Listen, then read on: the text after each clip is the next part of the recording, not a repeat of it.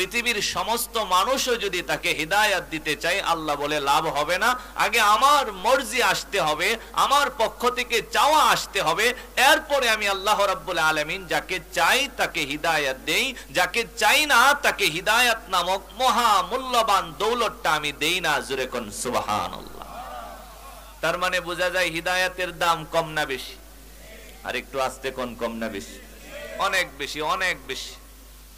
একটা মানুষের কাছে অনেক সম্পদ আছে, মনে করেন এমন কোন পৃথিবীর সম্পদ নাই যেটা তার কাছে নাই, কিন্তু সেই মানুষটার কাছে যদি হিদায়াত না থাকে, তাহলে আল্লাহর ভাষায়, নবীর ভাষায় সে দুনিয়ার একটা সবচেয়ে গরিব লেভেলের মানুষ, ফকির মানুষ, তার কাছে সব সম্পদ আছে। আমার কথা বুঝতেছেন? একটা মানুষের কাছে সব সম্পদ আছে। আপনাদের করগাঁও বাজারে 2টা বিঠা আছে, ব্যাংকের মধ্যে টাকা আছে, ঘরের মধ্যে স্বর্ণ রূপা জমানো আছে, স্বর্ণের কি দাম, বউয়ের কাছে 10 ভরি স্বর্ণ আছে, সব আছে তার কাছে, ডুপ্লেক্স বাড়িতে থাকে। আহা, শীতের দিনে একটু ঠান্ডাও তার ঘরে লাগে না, হিটার লাগানো উন্নত মানের, সব সম্পদ আছে। কিন্তু তার কাছে যদি হিদায়াত না থাকে, নবীর ভাষায়, আল্লাহর ভাষায়, তার মতো ফকির আর দরিদ্র পৃথিবীতে আর কেউ নাই। কথা ঠিক কিনা? আর একটা মানুষের কাছে কিচ্ছু নাই, রিক্সা চালা, সকালে বের হইলে চাইল ঘরে আসে, না বের হইলে চাল আনতে পারে না। নবী বলেন তার কাছে যদি হিদায়াত নামক দৌলত থাকে, প্রতিদিন শ্রমজীবী মানুষ সারাদিন খেটে যে উপার্জন করে সেটা দিয়ে সংসার চলে, কিন্তু নবী বলেন এক বেলা খাইতে পারে, আরেক বেলা পারে না, কিন্তু ওই মানুষটার কাছে যদি হিদায়াত থাকে, নবী বলেন তার চাইতে পৃথিবীর মধ্যে ধনী মানুষ আর কেউ হতে পারে না। কেন? কারণ যার কাছে হিদায়াত আছে তার কাছে অমূল্য রত্ন আছে। এই রত্ন যদিও দুনিয়ার সামান্যই ক্ষণস্থায়ী জিন্দিগিতে কাজে না লাগে, কিন্তু যেদিন তার চক্ষু বন্ধ হবে সেদিন থেকে হিদায়াতের চমকানো আরম্ভ হয়ে যাবে। কবরের মধ্যে তার সম্পদ কাজে লাগবে, হাসরে তার সম্পদ কাজে লাগবে, মিজানে তার সম্পদ কাজে লাগবে, ফুলসিরাতে বিদ্যুতের গতিতে পার হওয়ার জন্য তার হিদায়াত কাজে লাগবে, আল্লাহর জান্নাতে তারে মেহমান বানানোর জন্য হিদায়াত তার বড় কাজে আসবে। এই কারণেই নবী বলেন হিদায়াত বড় দামি জিনিস। আমি প্রথমেই বলেছিলাম দামি সম্পদ দামি জায়গা থেকে আসে। আল্লাহ রাব্বুল আলামিন যদি না চান পৃথিবীর কারো হিদায়াত পাওয়ার ক্ষমতা নাই, আর আল্লাহ যদি চান তাহলে যাকে চাই আল্লাহ তাকেই হিদায়াত দিতে পারে।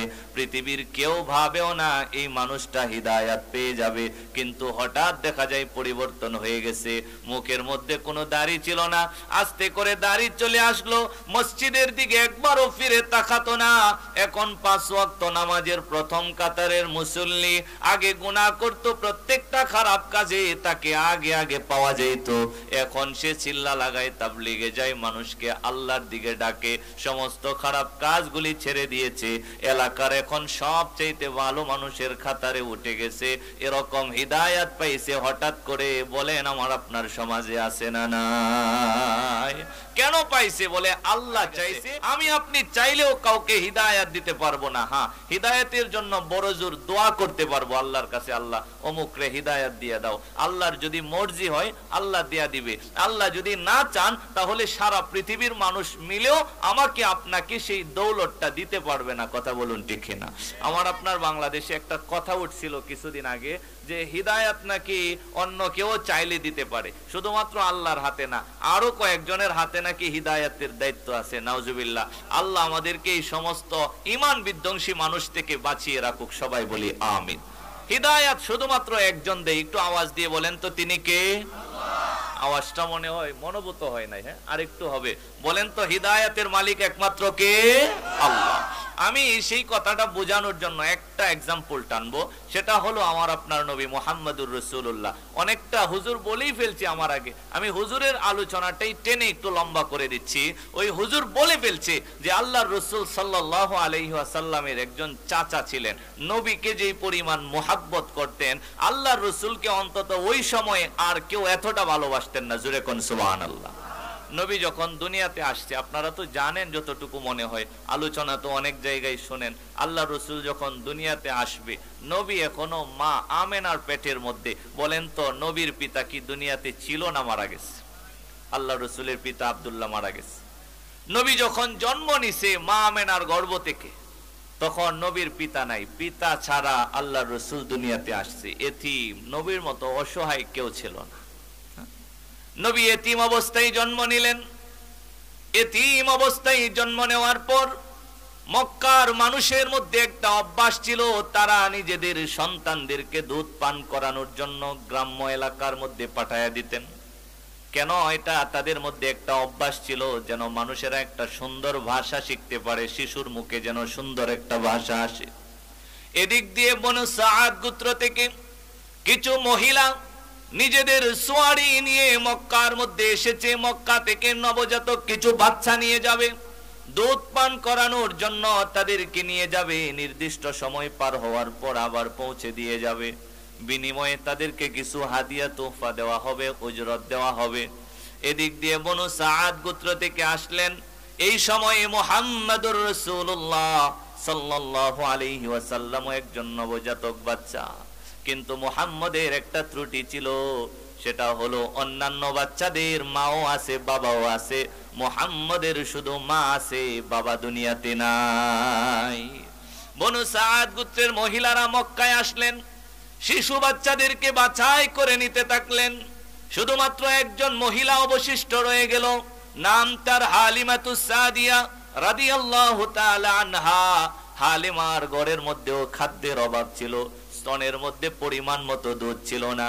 হালিমার আরেকটা বাচ্চা ছিল, সেই বাচ্চাটাও হালিমার স্তনের দুধ পান করে পরিতৃপ্ত হতে পারতো না। হালিমার জীর্ণ শীর্ণ দেহ, স্তনের মধ্যে খাবার নাই, পরিমিত দুধ নাই। কোনো মানুষ দেখে তাকে সুন্দর সম্ভ্রান্ত কোনো বাচ্চা দিতে চাই না, আর মুহাম্মদ কেউ নিতে চাই না, কারণ মুহাম্মদের পিতা নাই। আল্লাহু আকবার। হালিমাতুস সাদিয়া সারাদিন ঘুরছে, কোনো বাচ্চা কাচ্চা পায় নাই, তারে কেউ দেয় না। কেন দিবে? তার স্তনে যে খাবার আছে সেটা পরিমিত না। একটা বাচ্চা আছে, সেই খেয়ে পরিতৃপ্ত হতে পারে না, ক্ষুধাহে তাড়নায় চিৎকার করে। বলে তারে যে আরেকটা বাচ্চা দিব, সেটা নেওয়ার পরেও তো নিজের বাচ্চাই খাইতে পারে না, পালক বাচ্চারে খাওয়াইবো কি? কথা বলুন। আপনার বাচ্চা হইলে দিতেন, আমরা কেউ দিতাম না। সারাদিন ঘুরছে, ঘোরার পরে আবার তার যে কাফেলা ছিল সেখানে ফিরে আসছে। রাত্রিবেলা স্বামীর সাথে পরামর্শ করতেছে, স্বামী সারাটা দিন তো ঘুরলাম, কোনো বাচ্চা তো পেলাম না, খালি হাতে কি ফিরে যাব? খালি হাতে ফিরে গেলে কেমন দেখা যায়? এত দূরের রাস্তা সফর করে আসলাম, খালি হাতে চলে যাব, কোনো একটা বাচ্চা নিতে পারবো না। হঠাৎ করে মনে চলে আসলো, স্বামীকে বলতেছে, স্বামী একটা বাচ্চা আছে, ওই যে আব্দুল মুত্তালিবের নাতি হয়, আব্দুল্লাহর ছেলে নাকি, আব্দুল্লাহ নাকি মারা গেছে জন্মের আগেই, নাম রাখা হয়েছে মুহাম্মদ, বলে আমেনার ছেলে, দেখতে খুব মায়া লাগে, চেহারাটার দিকে তাকাইলে আর চোখ ফিরানোর মন চায় না। একটা মায়া দিয়া কেমন জানি কলিজার সাথে একটা বাঁধ দিয়া দেয়, একটা টানা আরম্ভ করে, বলে তারে দেখলে চোখ ফিরাইতে মন চায় না, কিন্তু নিমু কেমনে? আমি নিজেও অসহায়, আর তারে নিয়ে লালন পালন করলে পরে কিছু উজরত বিনিময় তো পাওয়া যাবে না। স্বামী আপনি কি বলেন? কোনো বাচ্চা যেহেতু পাই না, তারই কি নিয়ে চলে যাবো কিনা? স্বামী বলে, তুমি যে এটা ভালো বুঝো করো, কোনো আপত্তি নাই। বলে ঠিক আছে, তাইলে এই বাচ্চাটারে নিয়ে নিমু, যেটারে কেউ নেই না, সেই মায়াবী বাচ্চাটারে আমি হালিমাতুস সাদিয়া নিয়ে নিব। জোরে কোন সুবহানাল্লাহ। সকালবেলা গেছে, মা আমেনার কাছ থেকে মুহাম্মাদুর রাসূলুল্লাহকে সংগ্রহ করলেন, মুহাম্মদকে কুলে নিলেন। আমেনা বর্ণনা করে মুহাম্মদকে হালিমাতুস সাদিয়া কোলে নিলেন। হালিমাতুস সাদিয়া নিজে বয়ান করে বলে, যখন মুহাম্মদকে আমার কোলের মধ্যে উঠালাম, আমি উপলব্ধি করতেছিলাম, অনুভব করতেছিলাম, আমার বুকের মধ্যে যেন খাবারের এক ঝর্ণা দ্বারা বওয়া আরম্ভ করেছে। আমার যেই বাচ্চাটা আমার বুকের দুধ পরিমিত পেত না, খেয়ে পরিতৃপ্ত হতে পারতো না, এখন আমার মনে হচ্ছে আমার দুইটা বাচ্চাই খেয়ে অবশিষ্ট দুধ আমার স্তনের মধ্যে বাকি থাকবে। বলে আমি তারে নিয়ে গেলাম, আমার বাহনের উপর, সোয়ারির উপর উঠলাম। আসার সময় কি ছিল আর যাওয়ার সময় কি হয়ে গেল? হালিমাতুস সাদিয়া বলে, যখন আমি মক্কার দিকে রওনা করেছিলাম, আমার পুরা কাফেলার সমস্ত সোয়ারিগুলি আমাকে পিছনে ফেলে রেখে সামনে চলে যেত। সবাই আমার জন্য বিরক্ত বোধ করত। আমার বাহনটা তাদের সাথে লাগাতার চলতে পারতো না, আমার বাহনটা শুধু পিছনে পড়ে যেত, পিছনে পড়তো। কিন্তু যখন আমি মুহাম্মদকে কোলে উঠালাম, আমরা যখন বাহনের উপর উঠে সাদ গোত্রের দিকে ফিরে যেতে আরম্ভ করলাম। হযরতে হালিমাতুস সাদিয়া বলে, এখন আমার সুয়ারির সাথে আর কোন সুয়ারি দৌড়ে যেতে পারে না। সুবহানাল্লাহ। বাড়িতে চলে গেলাম, মুহাম্মদকে রাখলাম। এরপরে আমি আমার ছাগলগুলির দিকে তাকালাম, যেই ছাগলগুলি সারা দিন মাঠে ময়দানে চড়ে চড়ে সন্ধ্যাবেলা খালি পেটে আমার বাসার মধ্যে আসতো, সেই ছাগলগুলির দিকে তাকায়া দেখলাম ছাগলগুলি একেবারে পরিতৃপ্ত হইয়া ফিরছে, উলানের মধ্যে দুধগুলি টইটুম্বুর করতেছে। আমি দুধগুলি দহন করলাম। সংসারের মধ্যে অল্প সময়ের ভিতরে সচ্ছলতা ফিরে আসলো। হালিমাতুস সাদিয়া বুঝতে পারলেন এটা মনে হয় আমার কোনো কারামতি না, এটা মুহাম্মাদুর রাসূলুল্লাহর ফজিলত। সুবহানাল্লাহ। হালিমাতুস সাদিয়া কিছুদিন রাখলেন। যখন দুধ পান করানো শেষ হলো, সংক্ষিপ্ত করে বলি, মুহাম্মাদুর রাসূলুল্লাহকে মক্কায় দিয়ে আসা হলো। মক্কাতে মা আমেনার কাছে মুহাম্মাদুর রাসূলুল্লাহ মাত্র কিছুদিন আদর পেলেন, সোহাগ পেলেন। অমনিতেই বাবা নাই যেই সন্তানটা দুনিয়াতে আসলো, মায়ের কাছে মায়ের আঁচলে কিছুদিন থাকার পরেও আমেনা দুনিয়া থেকে বিদায় নিয়ে চলে গেলেন। এখন মুহাম্মদ এমন এতিম হলেন, মুহাম্মদের পিতাও নাই, মাতাও নাই। মুহাম্মদের দায়িত্বভার কার কাঁধে নিবে? আব্দুল মুত্তালিব দাদা বলে উঠলেন, আমার ছেলে আব্দুল্লাহর ঘর থেকে আমার নাতি হয়েছে, যেহেতু আমার বেটা আব্দুল্লাহ দুনিয়াতে নাই, মুহাম্মদের দায়িত্ব নেওয়ার জন্য আমি আব্দুল মুত্তালিব আছি। মুহাম্মাদুর রাসূলুল্লাহর দায়িত্ব নিলেন দাদা আব্দুল মুত্তালিব। কিন্তু আল্লাহর কি হিকমত, কিছুদিন যেতে না যেতেই দাদাও দুনিয়া থেকে বিদায় নিয়ে চলে গেলেন। আমার ভাইয়েরা খেয়াল করে শুনবেন, মা বোনেরা গভীর মনোযোগ দিয়ে লক্ষ্য করবেন, মুহাম্মাদুর রাসূলুল্লাহর উপর কি পরিমাণ আল্লাহ এরকম ফয়সালা করে পরীক্ষা করলেন, নিরীক্ষা করলেন। আল্লাহর রাসূলের পিতাকে জন্মের আগে বিদায় করে দিলেন। জন্মের কিছুদিন পরে মা দুনিয়া থেকে চলে গেল। এরপরে দাদা কাদের মধ্যে দায়িত্ব নিলেন। কিছুদিন যেতে না যেতে দাদা আব্দুল মুত্তালিবও মারা গেলেন। এখন মুহাম্মদের দায়িত্ব নিবে কে? আল্লাহর রাসূলের আপন চাচা আবু তালেব বলে উঠলেন, আমি ভাতিজার দায়িত্ব নিতে রাজি আছি। আমার ভাই আব্দুল্লাহর ঘর থেকে ফুটফুটে এক মায়াবী বাচ্চা জন্ম নিয়েছে, নাম হলো মুহাম্মদ। জন্মের আগে আমার ভাই ইন্তেকাল করেছে। বাচ্চা জন্ম হওয়ার কিছুদিন পরে তার মাও দুনিয়া থেকে চলে গেছে। আমার বাবা আব্দুল মুত্তালিব দায়িত্ব নিয়েছিল, আব্দুল মুত্তালিব ও দুনিয়া থেকে বিদায় নিয়ে চলে গেছে। আমি আবু তালেব আছি, আমি কথা দিলাম যতদিন পর্যন্ত আমি দুনিয়ার বুকে বেঁচে থাকবো, আমার ভাতিজার সম্পূর্ণ দায়িত্ব আমার কাঁধে উঠায়া নিলাম। সুবহানাল্লাহ। আমার ভাই এমন চাচা কি আজকের সমাজে পাওয়া সম্ভব? জোরে বলেন সম্ভব? যদি ভাই মরে তাহলে ভাতিজার সম্পদ কিভাবে দখল করবে এই চিন্তা করে খালি সরকারের পিছে ঘুরে। কথা বলুন ঠিক কি ঠিক না? কোন দিক দিয়ে দাগে ফেস লাগাইবো, হ্যাঁ নকশা কোন দিক দিয়ে আরে টানবো, এই চিন্তায় চাচা ব্যস্ত হয়ে যায়। আর আবু তালেব বলতেছিল, আমার ভাতিজার দায়িত্ব আমি নেওয়ার জন্য আসি, যতদিন পর্যন্ত আমি দুনিয়াতে থাকবো ততদিন মুহাম্মদের দায়িত্ব আমি আবু তালেব কাদের মধ্যে বহন করে নিলাম। সুবহানাল্লাহ। শুধুমাত্র কথাই দায়িত্ব নেই নাই, মুহাম্মাদুর রাসূলুল্লাহকে কোলে পিঠে করা মানুষ করা আরম্ভ করলেন। আল্লাহর রাসূলও কম বুঝওয়ালা মানুষ ছিলেন না, আমাদের মতো ছিলেন না যে চাচা যেহেতু দায়িত্ব নিছে এখন চাচার উপর পড়ে যত খাইতে পারি যত পড়তে পারি।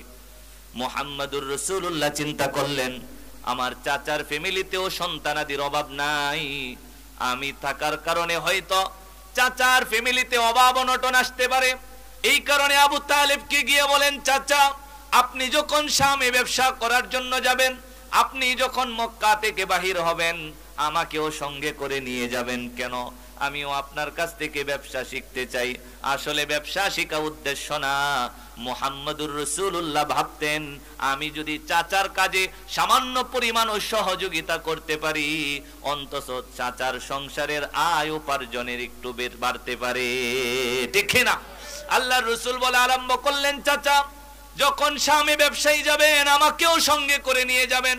আল্লাহর রাসূল, আমি সংক্ষিপ্ত করে বলতেছি, আবু তালেবের সঙ্গে ব্যবসায় যাওয়ার জন্য রওনা হয়ে গেলেন।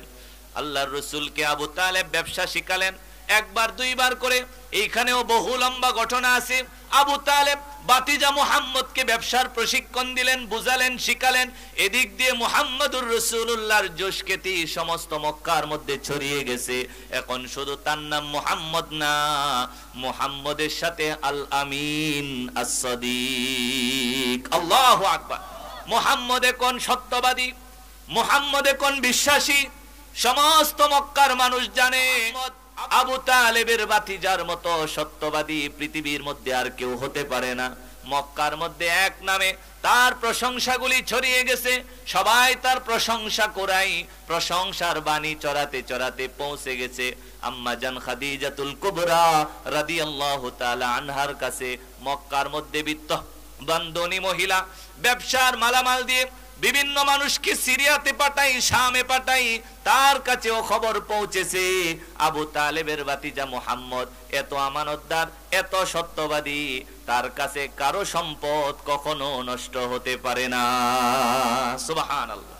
খাদিজা শুনছে যে মুহাম্মদ সত্যবাদী, তো চিন্তা করছে আমি তো বিভিন্ন সময় ব্যবসায়িক মালামাল দিয়ে অনেককেই সিরিয়া পাঠাই, শামে পাঠাই, মক্কার বাহিরে যাই, তো যদি মুহাম্মদকে দিয়ে একটু ব্যবসার জন্য পাঠাতে পারতাম।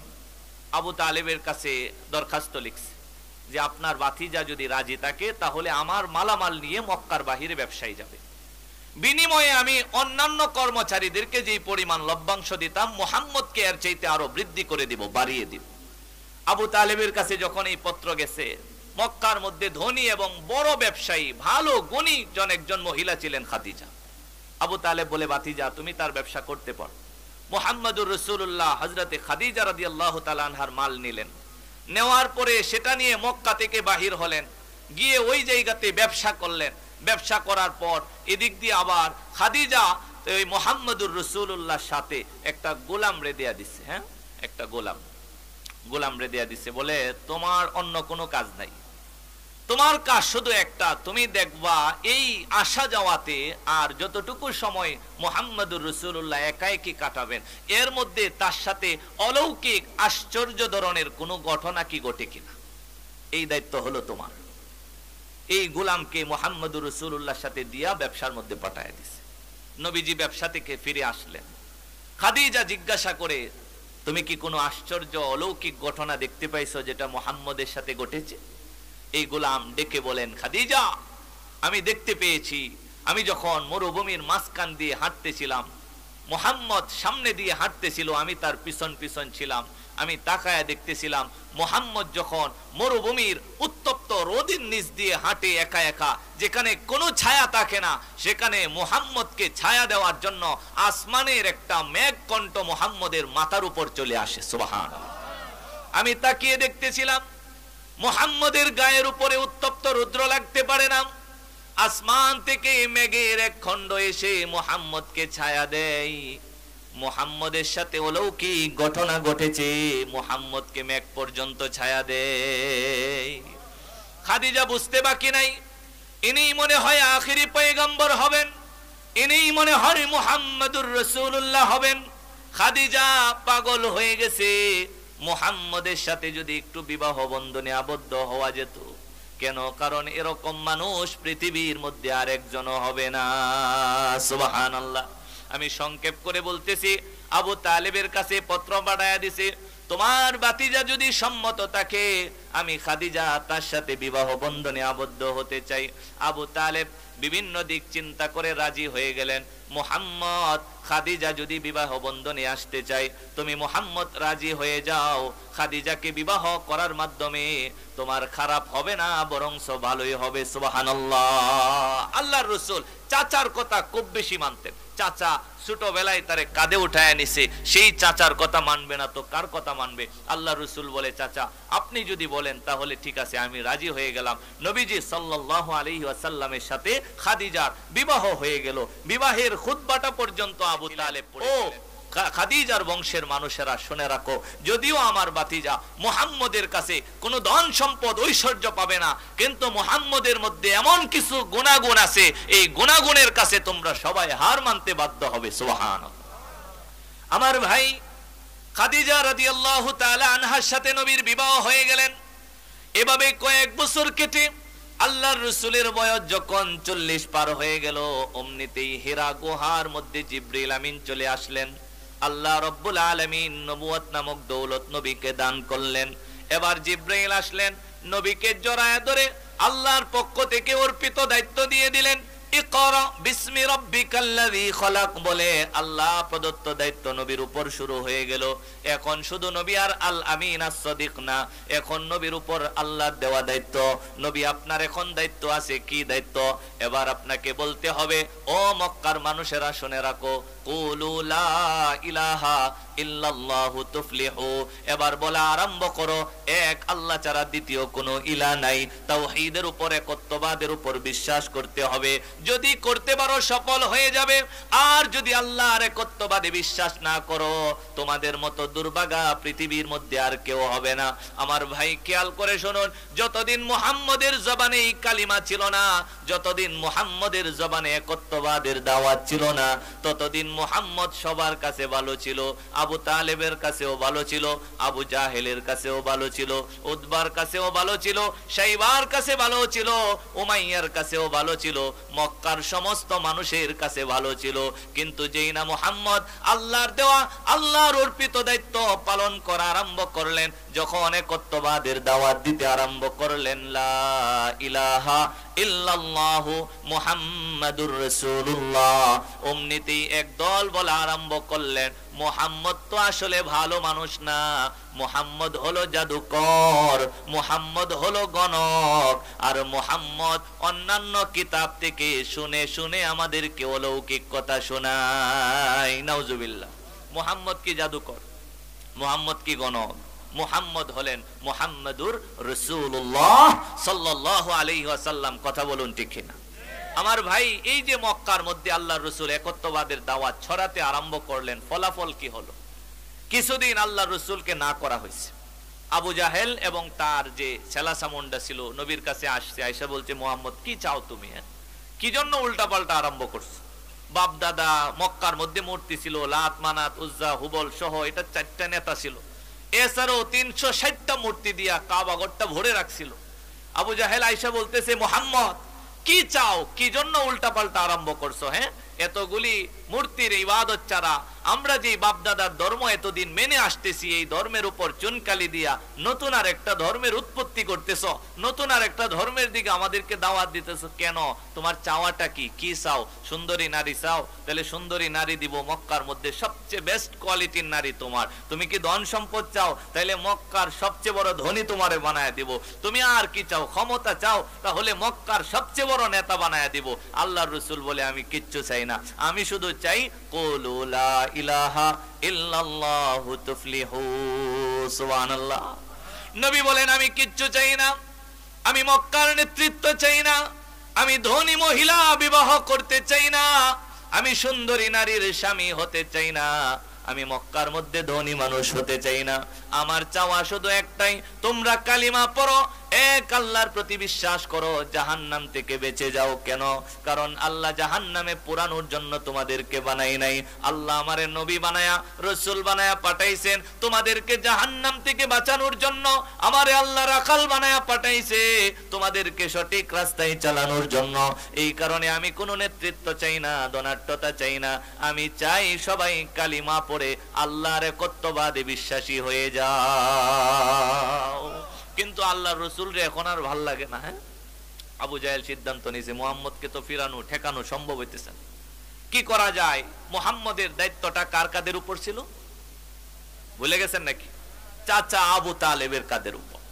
এখন আপনি যদি অপরাধ করেন, আপনাকে যদি নাই ফিরানো যায়, তাহলে বিচারটা কার কাছে আইবো?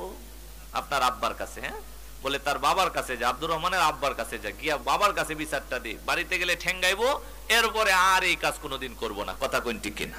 তো আবু জাহেল সিদ্ধান্ত নিছে, দারুন নদওয়াতে বৈঠক হয়েছে, বলে যেহেতু মুহাম্মদ ফিরতেছেই না, সুতরাং মুহাম্মদকে ফিরানোর জন্য তার চাচা আবু তালেবের কাছে যাইবা। গিয়া কিভাবে বলবা সেটাও আবু জাহেল শিখাইয়া দিছে, যে তোমরা কয়েকজন যাইবা, গিয়া বলবা, আবু তালেব তোমার ভাতিজাকে যে দাওয়াত দেওয়া শুরু করছে, তোমার ভাতিজা কিন্তু আমাদের বাপদাদার ধর্মের উপর চুনকালি মারছে, তো এটা শুধু আমাদের ধর্মকে সে ঘৃণিত বানাইছে না, তোমার ধর্মেও কিন্তু সে ঘৃণার দৃষ্টিতে দেখতেছে। তুমি এক কাজ করো, মুহাম্মদকে আটকাও, যদি আটকাইতে না পারো তাহলে আমাদের হাতে উঠাইয়া দাও, আমরা মুহাম্মদকে হত্যা করে ফেলি, বিনিময়ে তোমারে আরেকটা ওই রকম মুহাম্মদের মতো ভালো যুবক এনে তোমার ঘরে দান করে দিব, সে তোমার বাতিজা হয়ে তোমার প্রয়োজনীয় কাজগুলি করে দিবে। সুবহানাল্লাহ, টেকনিকটা কি ভালো না? কত সুন্দর করে সাজাইছে। গেছে আবু তালেবের কাছে গিয়া বলতেছে, আবু তালেব তুমি এক কাজ করো, মুহাম্মদকে আটকাও, যদি আটকাইতে না পারো আমাদের হাতে দিয়ে দাও, আমরা হত্যা করে ফেলি, বিনিময়ে তোমাকে আরেকটা যুবকের মালিক বানায় দিব।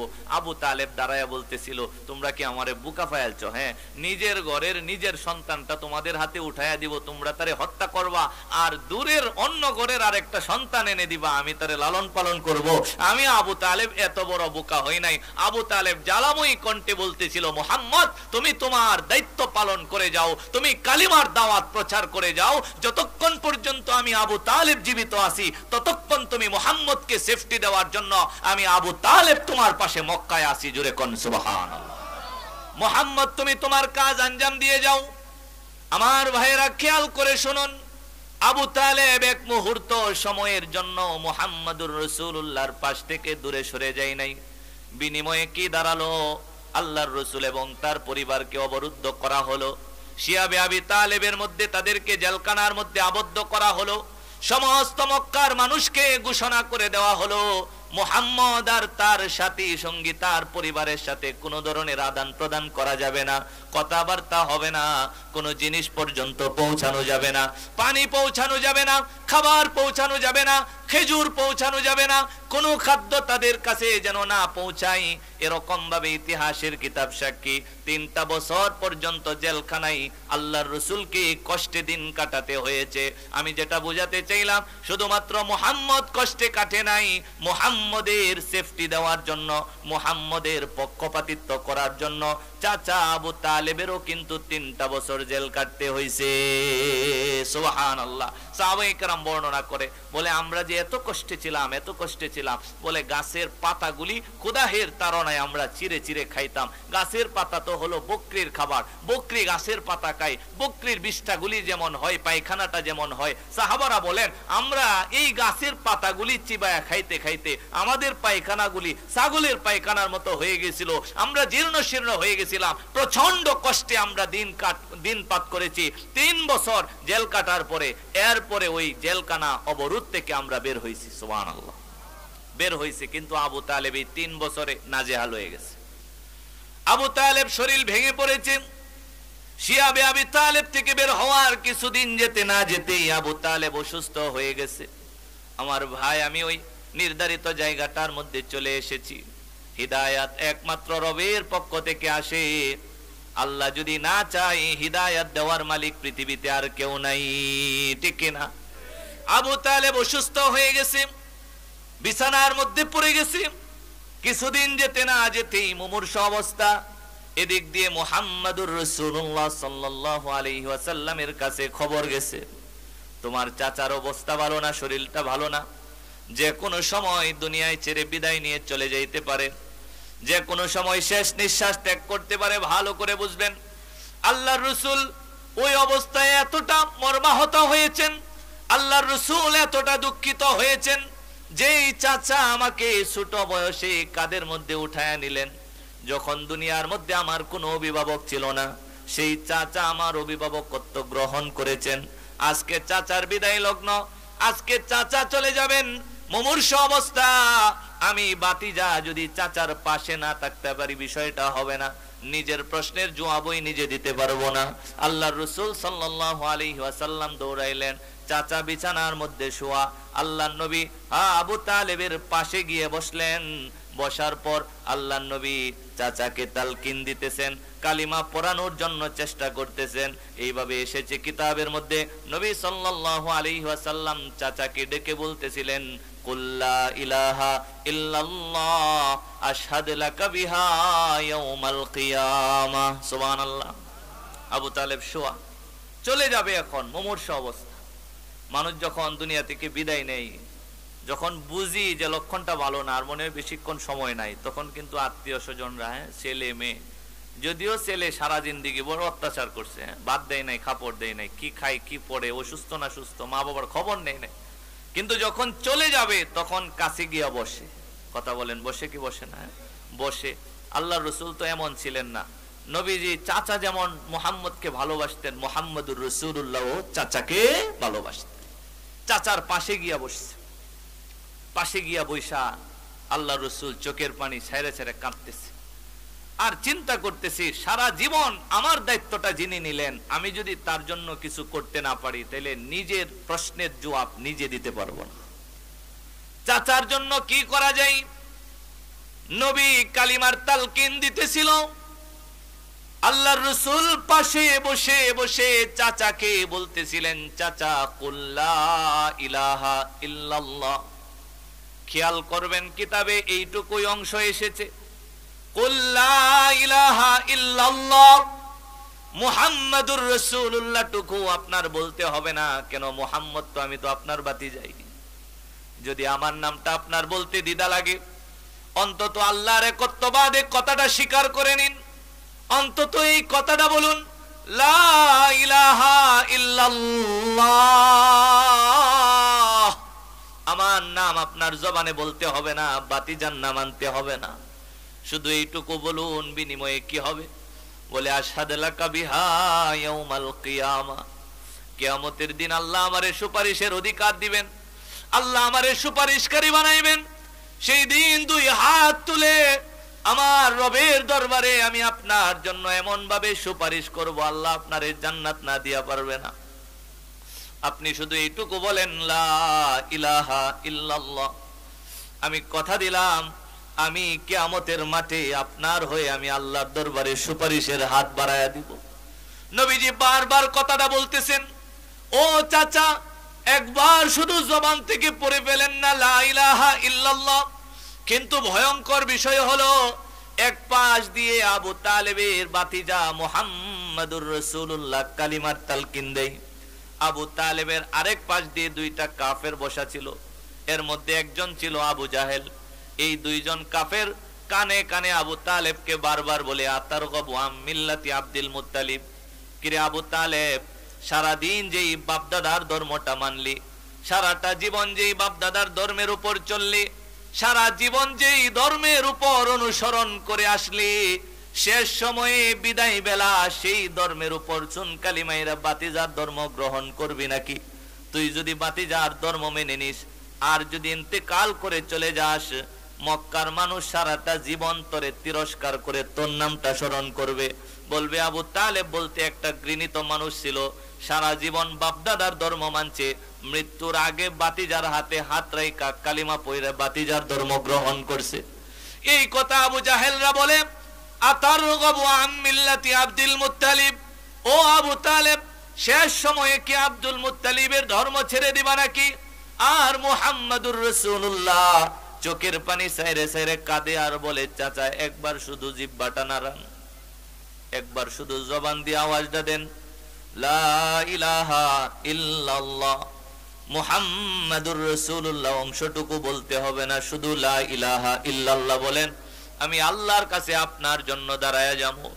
মুহাম্মাদুর রাসূলুল্লাহ চিন্তা করতেছিলেন, সারা জীবন আমার দায়িত্ব যে কাঁধে করে বহন করলো, যে কোনোদিন আমার একা ছাড়ে নাই, যে আবু জাহেলের আক্রমণ থেকে আমাকে বাঁচালো, যে মোহাব্বত করে আমার সাথে 3টা বছর শিয়াবে আবি তালেবের মধ্যে জেল কাটলো, কারাবরণ করলো, যে আমার সাথে অবরুদ্ধ ছিল, কোনোদিন এক মুহূর্তের জন্য আমি বাতিজারে বাতিজা মনে করে দেখে নাই, সারাটা জিন্দেগি ভর আমারে নিজের আপন ছেলের চাইতে আরো বেশি আদর করছে।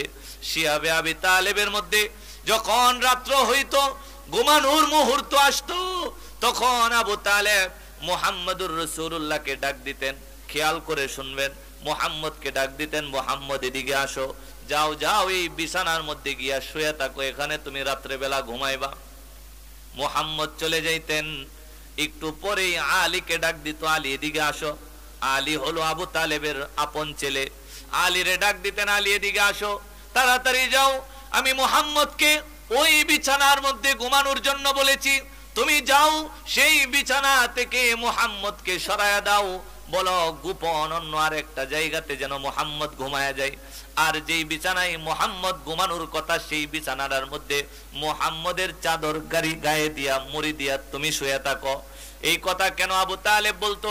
জিজ্ঞাসা করা হলো, আবু তালেব জবাব দেই, দেখো দেখো আমি জানি ওই সময় কাফেররা সবাই উৎপেতে ছিল কিভাবে মুহাম্মদকে হত্যা করে ফেলা যায়। আমি যদি বলি মুহাম্মদ এই বিছানার মধ্যে ঘুমাও, কাফেররা মনে করবে মুহাম্মদ মনে হয় এই বিছানার মধ্যেই ঘুমায় আছে, এই বিছানাতে যদি মুহাম্মদকে হত্যা করার জন্য চলে যায়। এই কারণে আমি তার বিছানাটা পাল্টায় দিতাম আর আমার ছেলে আলীরে ওই বিছানার মধ্যে শোয়ায় দিতাম। কেন? কারণ যদি হত্যা করার চেষ্টা করে প্রয়োজনে আমার নিজের ছেলে আলী যেন মারা যায়, কিন্তু আমার ভাতিজা মুহাম্মাদুর রাসূলুল্লাহকে যেন কেউ হত্যা করতে না পারে। আমার ভাতিজাকে কেউ যেন কোনো টোকা দিতে না পারে, হত্যা করতে না পারে। প্রয়োজনে আমার নিজের ছেলে আলী কুরবানি হয়ে যাক। আল্লাহর রাসূল সেই কথাগুলি ভাবতেছিলেন আর চোখের পানি ছেড়ে ছেড়ে কাঁদতেছিলেন, কালিমার তালকিন দিতেছিলেন। চাচা কুল লা ইলাহা ইল্লাল্লাহ, একবার শুধু পড়ুন, আমি আল্লাহর কাছে আপনার সুপারিশকারী হয়ে দাঁড়ায় যাব। কিন্তু আল্লাহ রাব্বুল আলামিন বলে, মুহাম্মদ তুমি চাইলে হিদায়াত দিতে পারবে না। জিবরিল চলে আসছে, আয়াত নাজিল হয়ে গেছে। কি আয়াত? আল্লাহ জানায়া দিলেন, জিবরিল আমার নবীর কানে কানে শোনায়া দাও, ইন্নাকা লা তাহদি মান আহবাবতা ওয়ালাকিন্নাল্লাহা ইয়াহদি মান ইয়াশা। ও আমার পয়গম্বর, আপনি যাকে চান তাকে হিদায়াত দিতে পারবেন না। আপনি যারে মোহাব্বত করেন তারই আপনি হিদায়াত দিতে পারবেন না। আপনি চাইতেছেন চাচাকে হিদায়াত দেওয়ার জন্য, কালিমা পড়ানোর জন্য, কিন্তু পারবেন না। কেন? কারণ আপনি চাইলেই হিদায়াত দেওয়া যাবে না। আমার রব যতক্ষণ না চাইবে ততক্ষণ পৃথিবীর কেউ হিদায়াত পেতে পারে না। ঠিক কিনা? আল্লাহর রাসূল বলতেছেন, যদি আল্লাহ তাআলা হিদায়াত নাই দেয়, আমি চাচার জন্য আল্লাহর কাছে ইস্তেগফার করব, ইস্তেগফার করব, ইস্তেগফার করব। আল্লাহ রাব্বুল আলামিন আয়াত নাজিল করে দিচ্ছে, ও নবী, ও আমার পয়গম্বর, চাচার জন্য ইস্তেগফার পড়াও যাইব না। মুশরিক অবস্থায় মারা গেছে, মুশরিক অবস্থায় মারা গেছে। যে মুশরিক অবস্থায় মারা যায় তার জন্য ইস্তেগফার মানাই না। আল্লাহর রাসূলকে জানায়া দিছে, আপনি চাইলে হিদায়াত দিতে পারবেন না। হিদায়াত দেওয়ার জন্য আমি আল্লাহর অনুমতি লাগবে, আমি আল্লাহর রিজামন্দি লাগবে। কথা বলুন ঠিক কিনা? কিতাবের মধ্যে আসছে, ওয়া কানা আখিরু মা কাল্লামাহুম হুয়া আলা মিল্লাতি আবদিল মুত্তালিব। যদিও বারবার মুহাম্মদ বলেছে, কালিমাটা একবার পড়ুন, আমি আপনার জন্য সুপারিশ করব। কালিমা পড়ার সৌভাগ্য আবু তালেবের হয় নাই। কি অবস্থায় মারা গেল? কিতাবের মধ্যে এসেছে, ওয়া কানা আখিরু মা কাল্লামাহুম, যেই শেষ কথাটা আবু তালেবের জবান থেকে বের হয়েছে, হুয়া আলা মিল্লাতি আবদিল মুত্তালিব, সেই কথাটা তার পিতা আব্দুল মুত্তালিবের ধর্মের মধ্যে ছিল। আল্লাহ তাআলা আমাদেরকে হিফাজত করেন, জোরে কোন আমিন। আমার ভাই, আমি যেটা বুঝাইতে চাইছিলাম, আপনারা হয়তো বুঝছেন কিনা, আমি যেটা বলতে চাইছি, বুঝাইতে চাইছি, ইন্নাকা লা তাহদি মান আহবাবতা ওয়ালাকিন্নাল্লাহা ইয়াহদি মান ইয়াশা। আল্লাহ যাকে চান আল্লাহ তারই হিদায়াত দেন। অন্য কেউ চাইলেও আমাকে আপনাকে হিদায়াত দিতে পারবে না। এই কথাটা বুঝছেন সবাই? যদি অন্য কেউ দিতে পারতো, আল্লাহর পরেই যার মর্যাদা তিনি হলেন মুহাম্মাদুর রাসূলুল্লাহ সাল্লাল্লাহু আলাইহি ওয়াসাল্লাম। ওনার চাইতে পাওয়ারফুল মানুষ তো আসমানের নিচে জমিনের উপরে আসেও নাই, এখনো নাই, ভবিষ্যতেও আসবে না। উনি হলেন সৃষ্টির শ্রেষ্ঠ। তো এই যে আল্লাহর রাসূল চাইছিলেন খুব দিল থেকে যে আমার চাচা যদি হেদায়েতটা পাওয়া যেত, চাচা যদি একবার কালিমাটা পড়ে মুসলমান হয়ে যেত। চাচা কি পারছে? না। কেন পারে নাই? আল্লাহ চাই নাই। এই কারণে ভাই একটা কথা মনে রাখবেন, আল্লাহর হুকুমগুলি নবীর তরিকা অনুযায়ী মানতে পারার যে দৌলতটা, যে হিদায়াতের নামক যে অমূল্য রত্নটা, এটা আসে কার পক্ষ থেকে? আল্লাহর পক্ষ থেকে। কিন্তু এটা পাওয়ার জন্য একটা ইচ্ছা লাগে। একটা কি লাগে? ইচ্ছা লাগে, মানসা লাগে, ইরাদা লাগে, মনের মধ্যে একটা তামান্না লাগে, আল্লাহর দিকে আগাইতে হয়। হযরত ওমর যেভাবে আগায়া গেছিল, গেছিল নবীর কল্যাণ আনার জন্য, কিন্তু উদ্দেশ্য রাস্তার মধ্যে পাল্টে গেছে, কাহিনী ঘটে গেছে। পরে নিজের দিলের মধ্যে রেখা টানছে, আহা কেমন ধর্ম আমার বোন ফাতেমা নিল, কেমন ধর্ম আমার বোন জামাই সাঈদ ইবনে যায়েদ নিল, কেমন ধর্মের কোরআনটা তাদের ঘরে খাব্বাব তেলাওয়াত করে। এই কোরআনের তেলাওয়াত যখন আরম্ভ করছিল, দিলের মধ্যে রেখাপাত করছিল, কেমন ধর্ম, পিটাইলেও ছাড়ে না, রক্তাক্ত হইলেও ছাড়ে না, শহীদ হয়ে গেলেও ছাড়তে চাই না। বলে এই ধর্মটাই মনে হয় সঠিক ধর্ম, সত্য ধর্ম। সুবহানাল্লাহ। বলে আমারেও নিয়ে যাও মুহাম্মদুর রাসূলুল্লাহর কাছে। নিয়ে গেছে। আহা কাহিনী লম্বা হয়ে যেতেছে, আমার সময় ফুরায় গেছে। ভাই চলে আসছে, গেছে আল্লাহর রাসূলের কাছে। শুধু এইটুকু বলে শেষ করে দেই, দরজার মধ্যে গিয়া নক করছে। এদিক দিয়ে এক সাহাবী গিয়া চুকি দিছে, চুকি দিয়া দেখে ওমর আসছে। ওমরের কাঁধের মধ্যে খোলা তরবারি, খোলা তরবারি। মনে করেন রান্দাও একটা কান্দের মধ্যে ঝুলাইয়া করগাঁও বাজারে গেছেন। উদ্দেশ্য কি খুব ভালো? হ্যাঁ, উদ্দেশ্য ভালো না। গিয়া বলতেছে ইয়া রাসূলুল্লাহ, ওমর আসছে, কান্দের মধ্যে তরবারি আছে। ওই হযরতে হামজা রাদিয়াল্লাহু তাআলা আনহু উনি লাফ দিয়া নামছে। ঘরের মধ্যে 39 জন মানুষ ছিল। এই হযরতে হামজা আয়েশা বলতেছে, দেখো দেখো ওমরের জন্য দরজা খুলে দাও। যদি কোনো ভালো উদ্দেশ্যে আয়েশা থাকে ব্যবহারটা ভালো হবে, আর যদি কোনো খারাপ নিয়ত নিয়ে আসে ওমর রে মারার জন্য আমার সময়ের দরকার হবে না। সুবহানাল্লাহ, জোরে কন্না সুবহানাল্লাহ। ওমর রে মারতে হামজা বলে আমার সময় লাগবে না। যদি খারাপ উদ্দেশ্য নিয়ে আয়েশা থাকে, গিয়া দরজা খুলছে, একটু আমার দিকে তাকায়েন, দরজাটা খুলছে। ওমরের কাঁধের মধ্যে কি আছে? তরবারি আছে, তরবারি আছে। রাসূলকে হত্যা করার জন্য আসছিল, আবু জাহেল সেতায়া পাঠাইছে।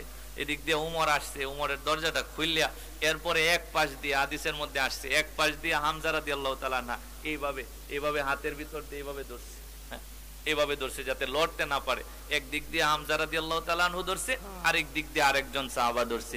দুইজনে দইরিয়া এইভাবে সামনে নিতে নিতে মুহাম্মদুর রাসূলুল্লাহ সাল্লাল্লাহু আলাইহি ওয়াসাল্লামের সামনে নিছে। জোরে কন্না সুবহানাল্লাহ। সামনে নিছে আল্লাহর রাসূল। উমরের পরনে যে কাপড় ছিল, এই যে আমরা যে লুঙ্গি পরি না, কোমরের মধ্যে একটা গুটলি হয় না, হ্যাঁ, এই কোমরের কাপড়টার মধ্যে আল্লাহর রাসূল এইভাবে হাত দিয়ে ধরছে, ধরে এইভাবে জাকি দিছে। জোরে কন্না সুবহানাল্লাহ। এইভাবে জাকি দিছে, জাকি দিয়ে বলতেছে, ওমর তুমি কবে মুসলমান হইবা? তোমার গাদা যেদিন ঈমান আনবো তুমি কি ওই দিন ঈমান আনবা নাকি? আল্লাহ রাসূল এইভাবে কথাটা বলছে, আর এইভাবে কোমরের কাপড়টারে জাকি দিছে। হযরতে ওমর ওই সময় দুইটা চোখের পানির ফুটা ফালায়া মুহাম্মদুর রাসূলুল্লাহকে বলছে, ইয়া রাসূলুল্লাহ আর দেরি করা চলবে না, আপনার হাতে হাত নেন, আর কালিমা পড়ায় আমারে মুসলমান বানায় আপনার দলভুক্ত করে নেয়। হযরতে খাব্বাব বলছিল, ওমর নবীর দোয়াটা স্মরণ হয়ে গেছে। নবীজি একদিন হাত তুলে বলছিল, আল্লাহুম্মা আইজ্জিল ইসলাম বিআহাব্বি হাদাইনির রাজুলাইনি বিআবি জাহলিন আও বিউমর ইবনুল খাত্তাব। আল্লাহরে ডাক দিয়ে বলছিল, আল্লাহ দুইটা মানুষ আছে মক্কায় শক্তিশালী নেতা মানুষ, একটা আবু জাহেল আর একজন ওমর, তুমি যে কোনো একজন রে মুসলমান বানায়া ইসলামকে শক্তিশালী বানায়া দাও। খাব্বাব বলছিল, ওমর আমার মনে হইতেছে নবীর ওই দিনের দোয়াটা বিফলে যায় নাই, আল্লাহ কবুল করছে, আর তোমারে সেই কালিমার দৌলত দিয়া হিদায়াত দিয়া তোমারে মুসলমান বানায়া নিছে। সুবহানাল্লাহ।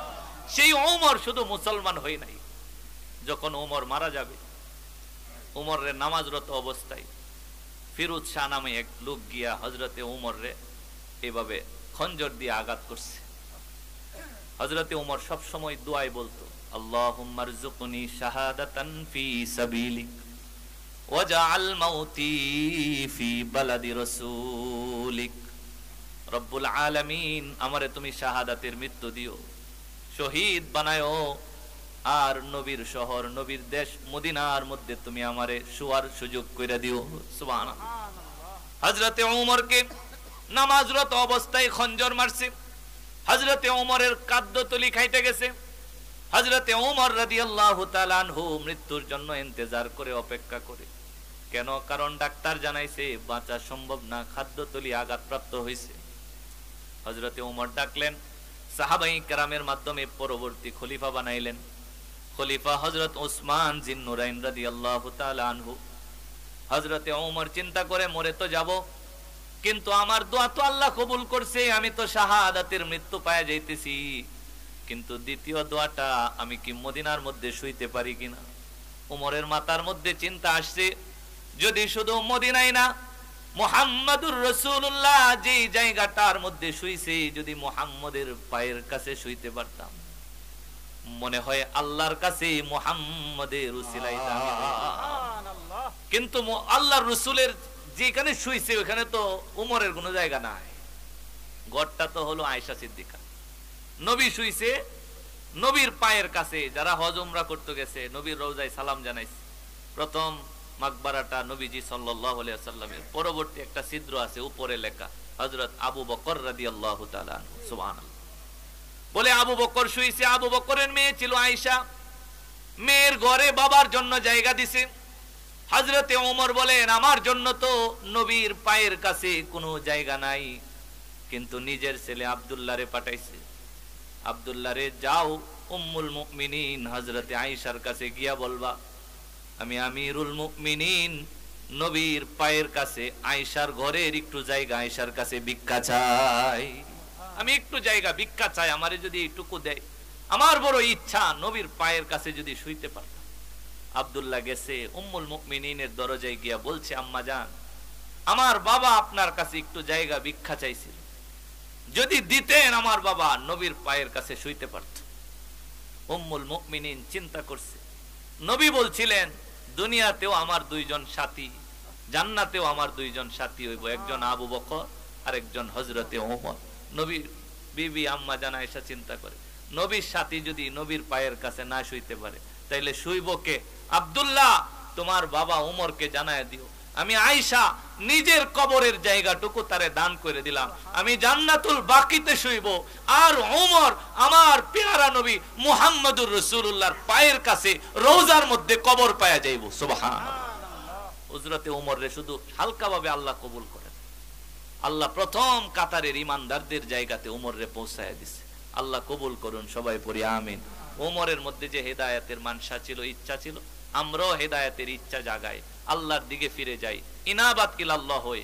আল্লাহ রাব্বুল আলামিন হিদায়াতের দৌলত দিয়ে আমাদেরকে দামি বানাক। সবাই পড়ি আমিন। আমার ভাই চলে আসছে।